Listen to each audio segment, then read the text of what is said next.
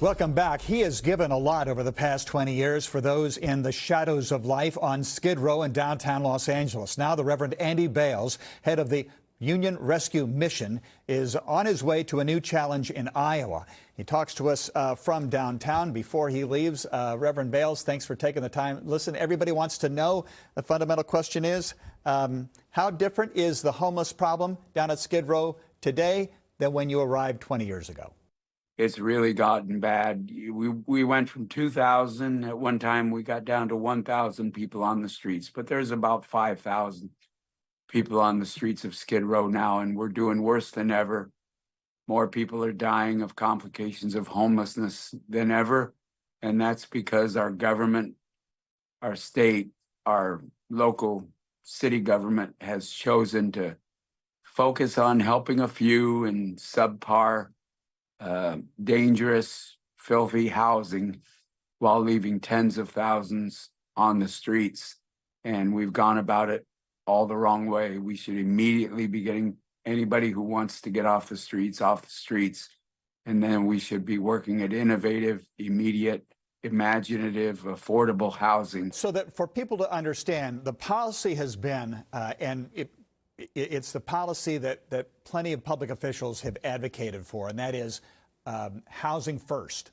You take the person that's homeless and you find them. You don't treat their mental illness. You don't treat their drug addiction.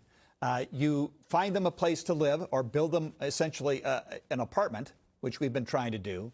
And once they're there and you stabilize them, then you ask, they can seek help if they want for their drug addiction, for their mental illness. You say that doesn't work. There's a group, including many politicians, who believe in the myth, the fantasy that we can house everybody in permanently subsidized by billions of dollars of taxpayer money in survival mode and addiction, and not expect anything of them for the rest of their lives.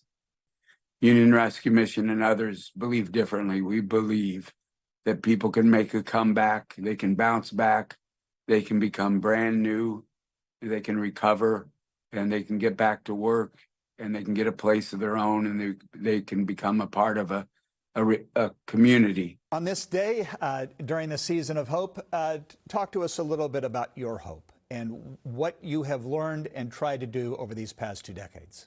Well, the reward is immense, because a young lady came to me in the hallway and told me, "You saved my life. I'm working here now. And I now have a apartment in Glendale and a 2-bedroom apartment with my kids."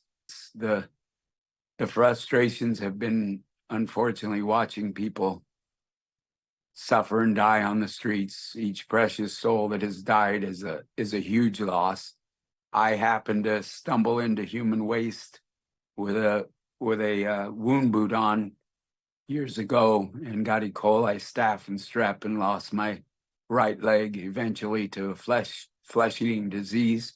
And then I wore out the other one by getting around on one leg and lost both.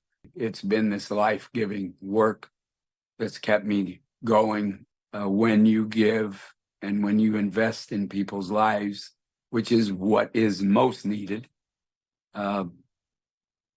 it's life transforming for you. The Reverend Andy Bales of the Union Rescue Mission in downtown Los Angeles, on his way to new challenges. Listen, on behalf of this city, I have to tell you, thank you very much for the passion you have brought to this, for the effort, and for caring as much as you have and doing as much good as you have. And it's been a privilege to talk to you over these years, and we wish you the best of luck. Thank you, Conan. I've always wanted to be on your show, and I'm so glad to finally get on.